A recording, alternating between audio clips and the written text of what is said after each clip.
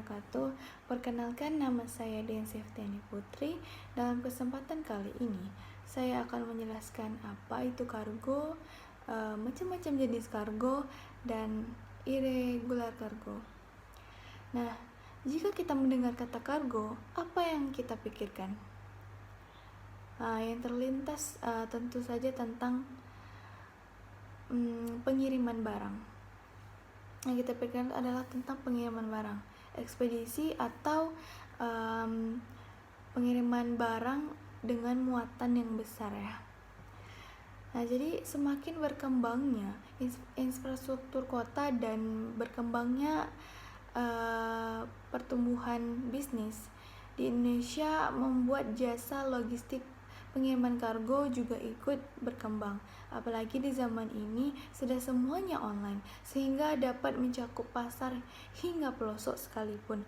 Hal ini mendorong jasa logistik dituntut untuk mampu mengantarkan permintaan barang ke setiap pelosok Indonesia. Nah, melihat pertumbuhan ekonomi yang cukup pesat, tentu harus diimbangi dengan perindistribusian yang baik. Apalagi Indonesia merupakan negara kepulauan yang ternyata melakukan pengiriman barang, yang ternyata mengirim barang itu merupakan hal yang tidak mudah ya. Pengiriman yang jauh dengan muatan besar memang tidak mudah. Oleh karena itu muncullah jasa pengiriman kargo gitu. Nah, jadi kargo itu didefinisikan secara sederhana adalah semua yang dikirim melalui udara atau barang yang dikirim melalui udara, laut, darat, yang biasanya diperdagangkan baik antara wilayah atau kota di dalam negeri maupun antar negara. Kalau antar negara itu disebut dengan istilah ekspor impor ya. Apapun jenisnya, semua barang kiriman kecuali benda-benda pos dan bagasi penumpang, baik yang diperdagangkan maupun untuk keperluan lainnya dan dilengkapi dengan dokumen pengangkatan, itu dikategorikan sebagai kargo. Nah, selanjutnya macam-macam jenis kargo. Jadi kargo itu dibagi dua golongan besar, yaitu general cargo dan special cargo. General cargo itu adalah barang-barang kiriman biasa, sehingga barang-barang itu tidak perlu memerlukan penanganan secara khusus. Namun barang tersebut harus memenuhi persyaratan yang ditetapkan dan dalam aspek safety. Contoh barang yang dikategorikan general cargo yaitu pakaian, alat rumah tangga, peralatan olahraga, meja gitu, dan lain-lain. Nah, selanjutnya itu adalah special cargo. Special cargo itu merupakan barang-barang kiriman yang memerlukan penanganan khusus. Dan jenis barang ini pada dasarnya dapat diangkut lewat angkutan udara dan harus memenuhi persyaratan dan penanganan secara khusus sesuai dengan regulasi IATA atau pengangkut. Nah, jadi barang atau bahan yang termasuk dalam kategori spesial kargo ini adalah yang pertama, eksplosif material, yaitu barang mudah meledak karena mengandung zat kimia yang mudah meledak. Misalnya petasan atau amunisi. Yang kedua adalah flammable goods.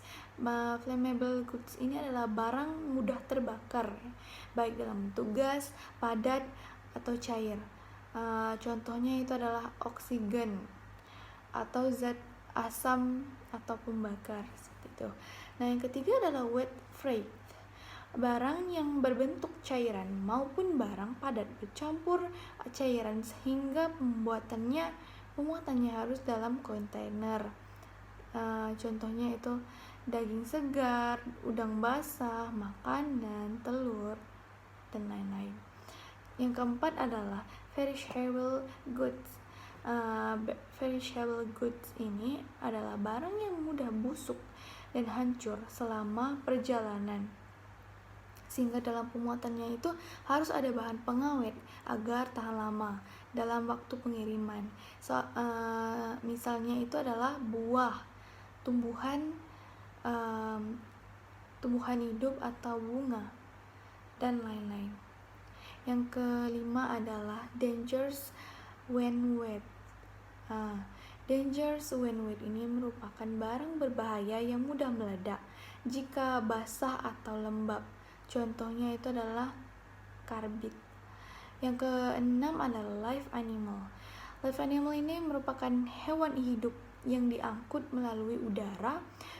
Contohnya yaitu sapi, kuda, ikan hias, monyet, anjing, sapi, burung, kucing, dan lain-lain.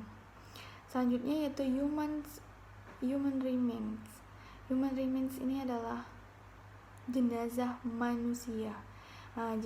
Jadi pengangkutan jenazah manusia ini melalui udara, baik jenazah utuh atau yang sudah dikremasi. Selanjutnya itu adalah irritant material.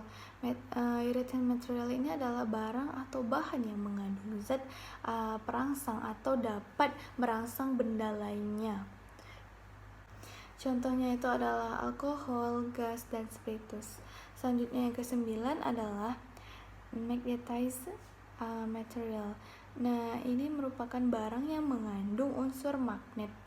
Misalnya kompor atau loudspeaker. Yang ke-10 adalah oxidizing material.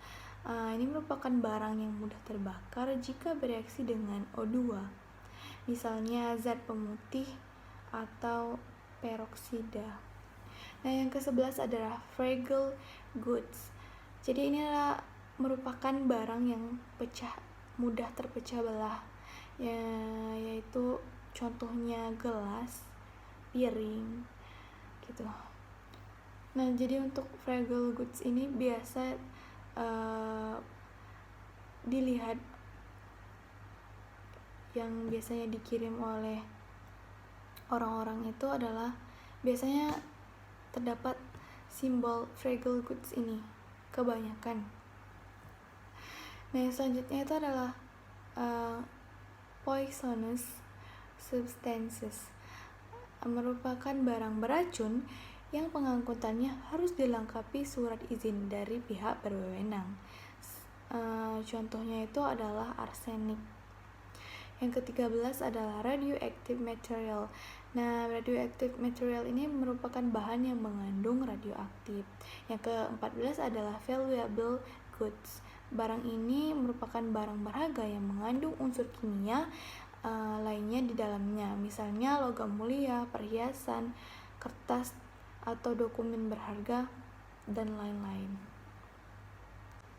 Nah, selanjutnya itu adalah irregularity cargo.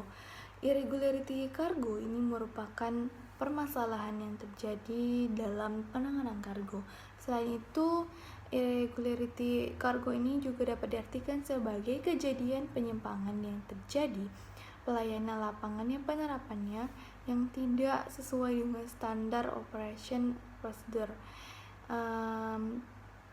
yang penerapannya itu tidak sesuai dengan standar operasi, begitu.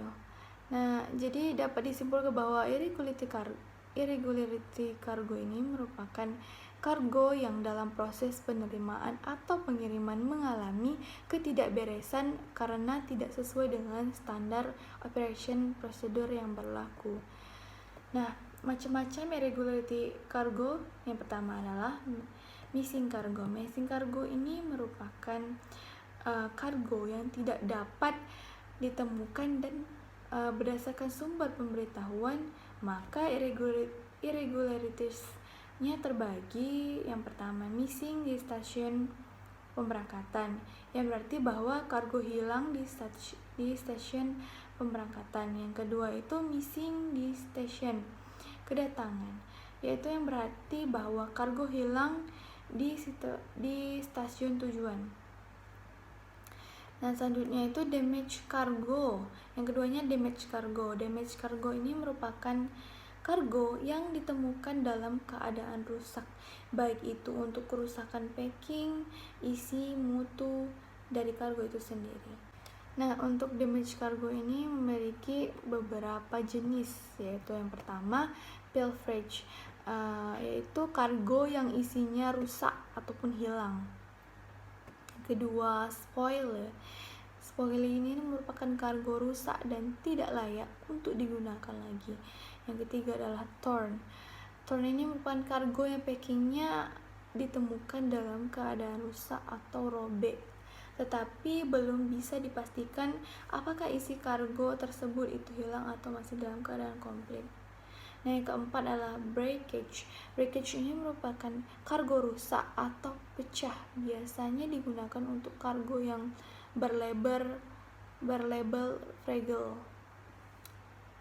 Berlabel fragile ini adalah labelnya gelas yang diberi tanda gitu. Biasanya seperti itu. Yang kelima adalah mortality. Mortality yaitu biasanya digunakan untuk live animal cargo, yaitu live fish, chicken, atau binatang hidup lainnya yang diterima di stasiun tujuan dalam keadaan mati. Yang keenam adalah deterioration. Deterioration ini adalah itu biasanya digunakan untuk menyatakan kargo irregularity pada perishable cargo seperti ikan konsumsi, sayur mayur, dan lainnya. Itu adanya kerusakan mutu atau adanya penurunan mutu dari kargo. Nah, selanjutnya itu adalah overload cargo. Overload cargo ini adalah kargo yang sudah dibuatkan manifest serta dokumen lain siap untuk diberangkatkan, tetapi gagal diberangkatkan karena terjadi kelebihan kapasitas muat pesawat. Jadi overload cargo ini dari namanya sudah tahu ya, sudah jelas gitu kan. Overload itu adalah kelebihan kapasitas. Jadi jika kelebihan kapasitas tetapi sudah dibuatkan dokumennya, memiliki dokumen yang lengkap, tetapi karena dia overload maka gagal diberangkatkan gitu. Selanjutnya adalah found cargo. Found cargo adalah kargo yang ditemukan di stasiun tertentu yang bukan merupakan di stasiun tujuannya. Seperti contohnya itu kargo itu ditemukan di stasiun lain. Sebenarnya kargo itu tujuannya ke daerah ini, tetapi kargo itu sampainya ke stasiun ini. Nah, itu maksudnya. Oke, itu saja yang dapat saya jelaskan. Mohon maaf bila ada kesalahan. Terima kasih. Assalamualaikum warahmatullahi wabarakatuh.